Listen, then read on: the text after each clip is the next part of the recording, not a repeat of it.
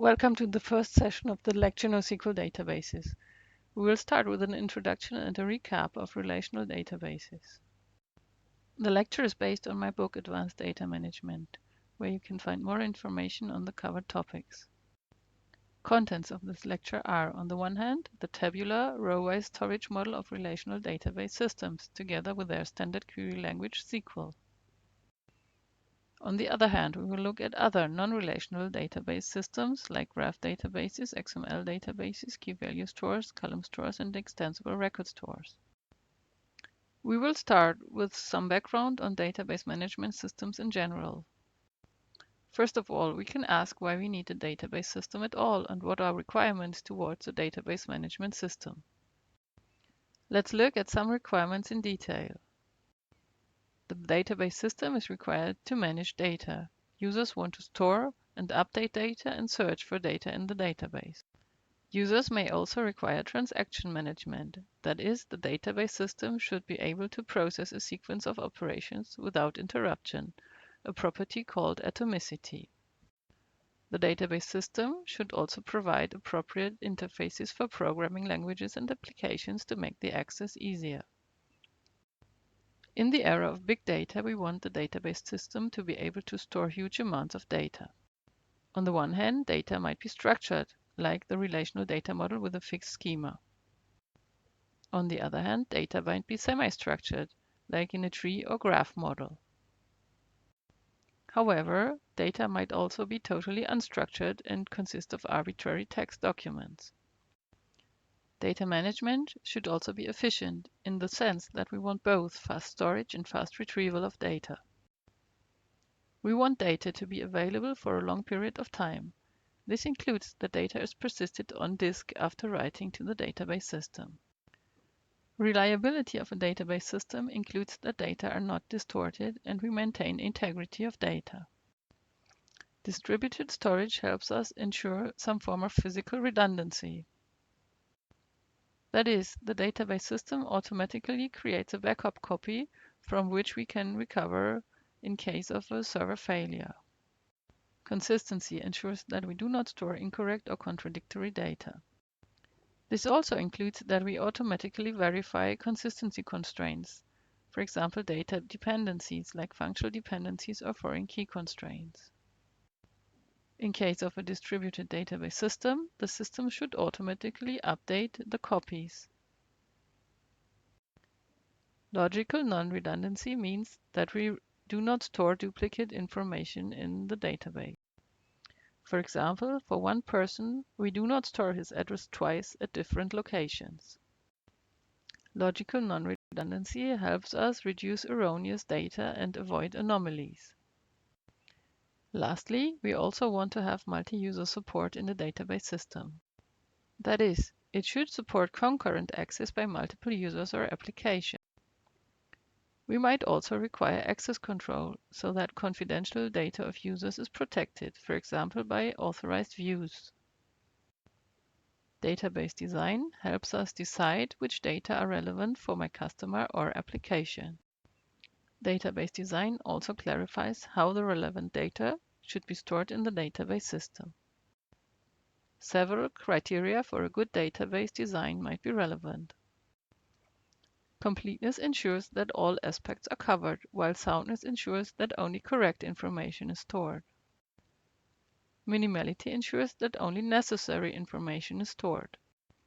Readability ensures that there are no complex encodings and the design is self-explanatory so that it can be reused by other persons. Modifiability ensures that we can later on adapt for easy changes. A database can be designed with an entity relationship model. Such a model consists of entities and relationships. Entities describe data objects we want to store in the database. Entities are represented by rectangles. Relationships connect several entities. They are represented by a diamond symbol. Relationships can have different complexities. In our example, one reader can read several books, so it's a one-to-n relationship. Entities as well as relationships can have attributes. They specify properties of the entities and relationships. Attributes can be single-valued. They can also be multi-valued. In our case, authors is a multi-valued attribute, or they can be composite, like the publisher attribute that further consists of name and city. Key attributes act as unique identifiers. In our example, they are written in italics. We now look more closely at the relational data model. Relational database management systems have been used since the 1980s. There are several commercial as well as open source systems available with lots of functionalities. SQL is a powerful and standardized query language for relational database management systems. In the relational data model, a database is a set of tables. Each table has a name, which is also called its relation symbol. The table header determines column names, also called attribute names, together with their corresponding domains. Data are stored in the table rows, also called tuples. In our example, the book landing table has attributes book ID, reader ID, and return date. Each attribute or column has a domain. In our example, book ID and reader ID might be integers, whereas the return date is a date. In relational database theory, we assign to each table a relation schema consisting of a relation symbol R, a set of attributes, and a set of local dependencies sigma R. A database hosting several tables corresponds to a database schema. Under the database symbol D, it collects a set of relational schemata, as well as a set of global dependencies sigma. For our example, the database schema library consists of 3 relational schemata for book, book landing, and reader. The relational schemata collect the appropriate attributes. Here is an example for our database library. The 3 tables are filled with values corresponding to the attribute domain. Dependencies help us to specify which data can be correctly stored in the database system. Intra-relational dependencies refer only to one table. An example for intra-relational dependencies are functional dependencies like key dependencies. The book ID can act as a key for the table book. That is, with a unique key for the book ID, I can determine all the values of the other attributes uniquely. Moreover, there are interrelational dependencies between different tables. In particular, there can be inclusion dependencies like foreign key constraints, which we will see on the next slides. We come back to our example to illustrate global dependencies like inclusion dependencies. For example, we require that each book contained in the book landing table must already be registered in the book table. Similarly, each reader in the book landing table must already be registered as a reader in the reader table. Once we have an entity relationship diagram for our data, we want to define a database schema from the diagram. Usually, an entity corresponds to a relation. That is, we map the entity name to the relation symbol. For example, the entity name book is mapped to the relation symbol book. Attributes of an entity are mapped to attributes of the relation. But the relational data model does not allow multi-valued and composite attributes. We can handle multi-valued attributes by creating a new relational schema for them. We link the new relation to the original relation by foreign keys. In our example, one book can have multiple authors. That is why we have to create a new relation book authors. It maps the book ID to each of its authors. The book ID is then specified to be a foreign key. That is, we have an inclusion dependency between the relation book authors and the relation book. When handling composite attributes, we can just simply treat them as single-valued attributes. In our example, we can discard the publisher attribute and just store the information for city and name. Relationships in the R diagram are mapped to relation symbols, and we have to add the appropriate inclusion dependencies. A widely studied topic in relational database theory is normalization. Some database designs might be bad.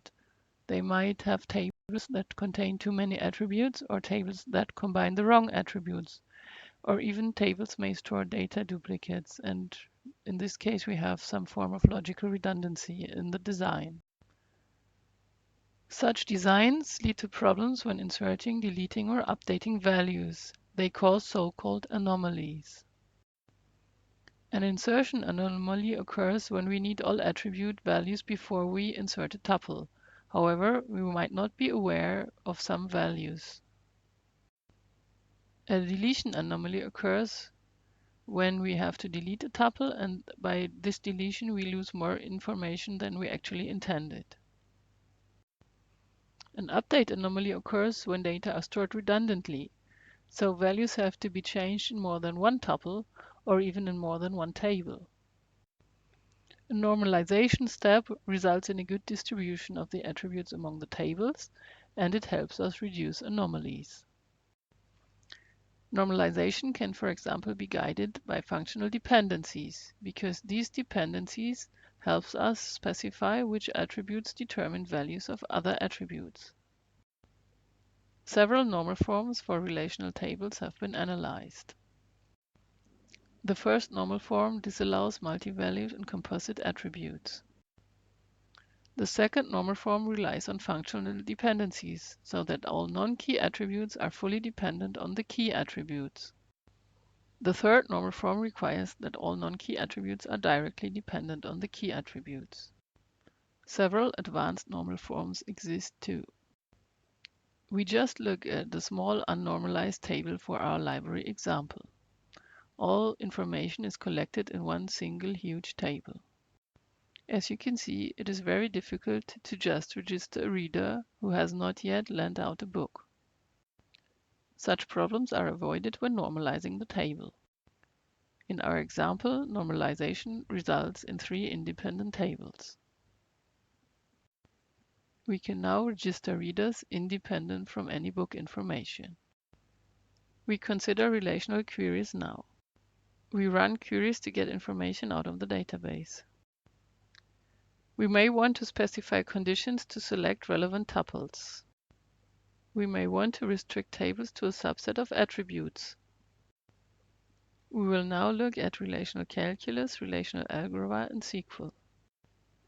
In our example, a natural language query would be to find all books that must be returned before a specific date. In relational calculus, we can specify this query as a logical formula with variables x, y, and z. In relational algebra, we can use operators. For example, we can use a selection operator with a specific condition for the return date. With the structured query language SQL, we use the select, from, and where statements to specify the attribute names, the table names, and selection conditions. Having a closer look at relational algebra operators, we see that we have a range of operators available. Projection allows us to restrict tables to some attributes. For example, we may restrict the book lending table to just the reader ID attribute. As we have already seen, selection helps us to specify conditions on the answer tuples. We can use the renaming operator to set a new name for an attribute. For example, we can rename return date to due date. The union, difference, and intersection operators are only defined for tables with identical relation schemas. The natural join operator combines 2 tables based on attributes with the same name in both tables. We can, for example, join the book and book lending table based on the common attribute book ID. Several advanced join operators exist. From the algebra operators, we can construct algebra trees. They show the order of evaluation and are helpful for an optimization. For example, we prefer smaller intermediate results with less tuples and less attributes. Consider the example of a query where we want to obtain the names of readers that must return a book before a specific date. When we execute the query as shown here, we first of all have to join the reader and the book lending tables. This join, however, leads to a large intermediate result. Because the selection condition on the return date only applies to the book lending table, we can push it down.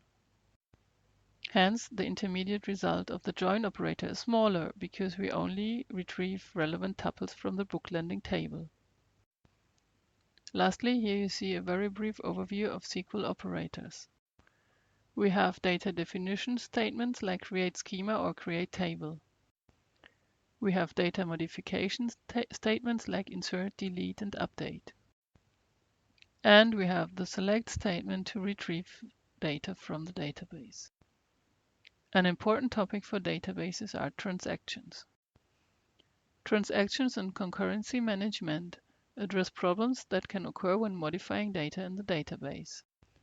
We want to achieve logical data integrity so that the written values are correct and are the final results of a correct computation. We want to achieve physical data integrity and recovery so that we can restore the system after a crash. We also want to support multiple users that can concurrently operate on the same dataset. A transaction is defined as a sequence of read and write operations on the database. A transaction must be treated as a whole and cannot be interrupted.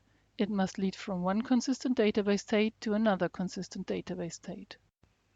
For example, we want to transfer an amount X from one account K1 to another account K2. That is, we first have to read the amount from K1 and subtract X from it and write this result back to the database. Then we have to read the amount from K2, add X to it and write the result back. This sequence of operations should not be interrupted, as otherwise we would lose some money.